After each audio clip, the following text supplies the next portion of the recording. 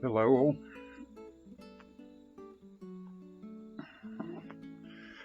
I've just been going through the old Desert Island Discs radio show, which has been running in England since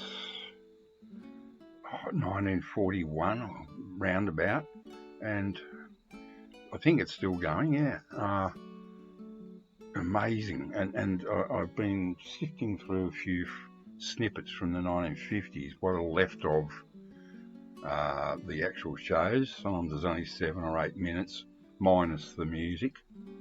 But I just listened to Dave Brubeck, an 8-minute interview, and Alfred Hitchcock, 7 minutes. Dave Brubeck being a great jazz improviser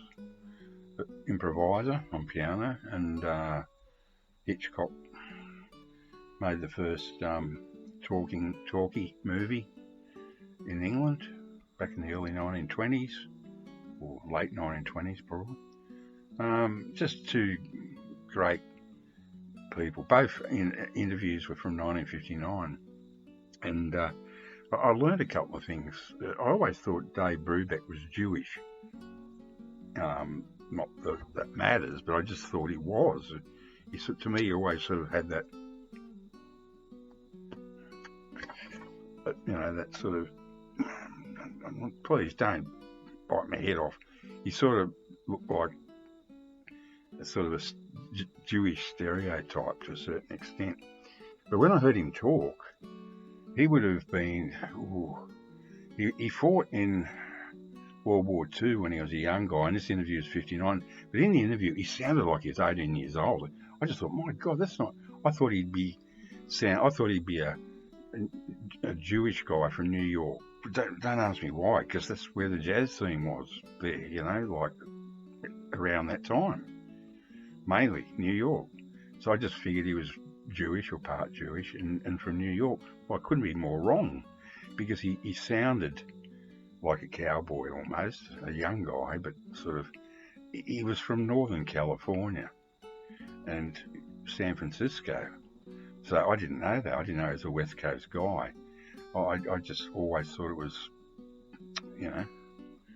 Anyway, I was only 8 years old when Time Out came out, but and it turns out that he's English and German on one side, and the other parent was Swiss. His father was Swiss and Modoc Indian.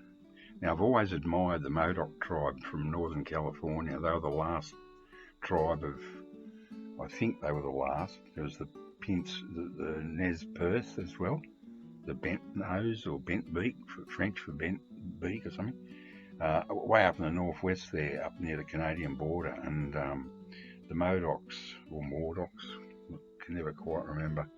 I always admired them. Captain Jack was a famous fighter. He held off the American army for quite a long time.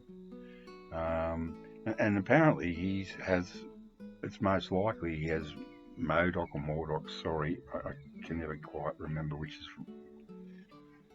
And I thought, yes, that's the look I was thinking about. There was a certain look about his face, and I thought, it makes sense.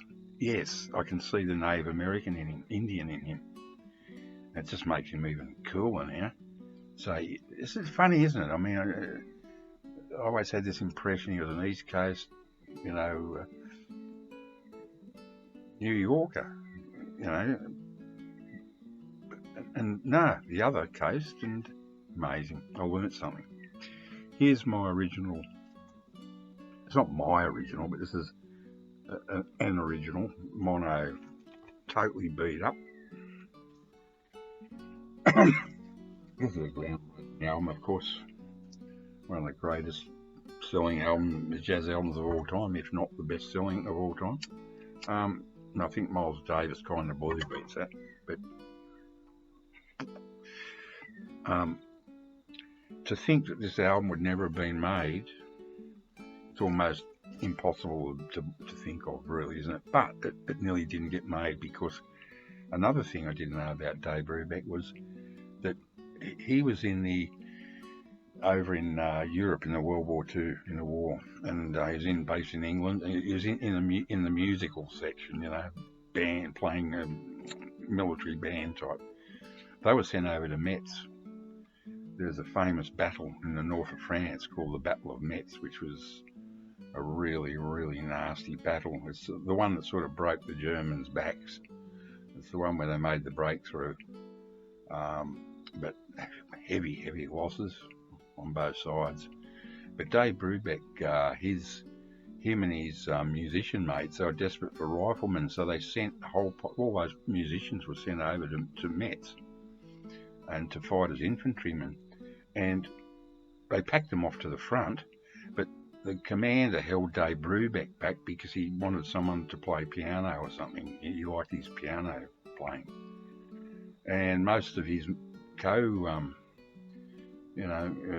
most of his friends that went to Metz didn't come back. So if he'd gone to Metz, he probably would have met his end.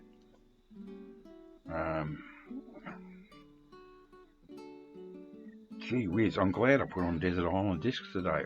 It's completely changed my whole outlook on Dave. I've always loved Dave Brubeck, but it just gives me a completely different impression of the man himself. And the other thing was, and then there was a short interview with Alfred Hitchcock.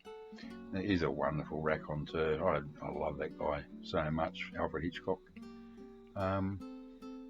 He obviously, he loves symphonic music and stuff, which is to be expected from his era. I mean, we're talking someone who was born in the 1880s or something, about the same age as my grandfather. He was born in 1888, Ernest Freeman, Richmond, Surrey. But the only thing I had to add was that listening, both these interviews were interesting in the fact that Dave Brubeck was interviewed by Roy Plumley, I think his name was, just before this came out. So just before Dave Brubeck had his big hit, right? And then the other interview, done roughly around the same time, with Alfred Hitchcock, and he said to Alfred Hitchcock, "What's your next movie?" And Alfred Hitchcock said, "Oh, it's a little psychological horror film called Psycho." Let's face it, Psycho's like, man, it's groundbreaking stuff. This was groundbreaking, and Psycho the movie was groundbreaking. It's just sort of like a weird synchronicity going on there. And as a finish up, the last thing I had to throw in was, now the guy Anthony Perkins that plays the Psycho in Psycho, his name in the film is Norman Bates. And then I looked at who played in the Dave Brubeck Quartet just before this lineup. This is the famous lineup that went for 10 years, 58 to 68.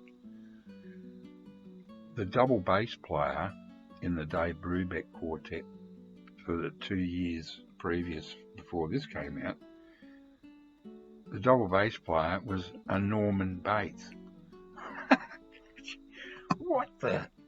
Oh man, what a thrill. Take care all.